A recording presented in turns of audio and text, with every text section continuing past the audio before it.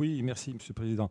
Oui, non, simplement, effectivement, c'est un rapport d'information, donc on ne va pas s'y attarder, d'autant plus qu'il date, enfin, il correspond à une période qui commence à dater un petit peu, donc fin 2022.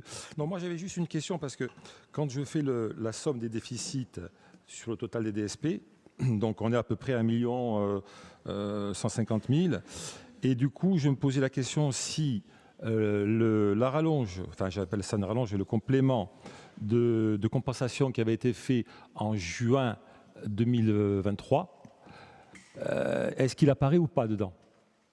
Parce qu'apparemment, le déficit qui apparaît, qui est un déficit comptable, équivaut exactement à la compensation qui avait été attribuée pour des raisons Covid.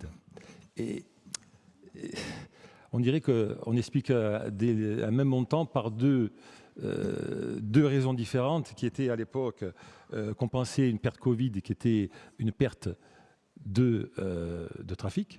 Et là, on a l'impression que ça devient quasiment une espèce de compensation d'équilibre quand on lit le rapport, parce que c'est les mêmes montants. Donc voilà, ça c'est une première question.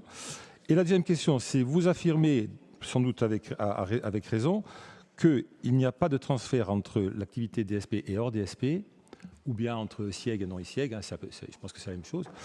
Mais je voudrais connaître un petit peu plus, avoir un peu plus de détails sur ce sujet, parce que, par exemple, sur un vol Paris, on est d'accord que c'est la DSP qui est financée, hein, le service public, c'est le voyage qui est financé. Donc, sur un même voyage, comment vous arrivez à faire la comptabilité analytique entre un passager qui vient de Paris et un qui part de Corse? Voilà, c'est tout. Quelques informations, hein, parce que ça pourrait durer beaucoup plus longtemps. Merci.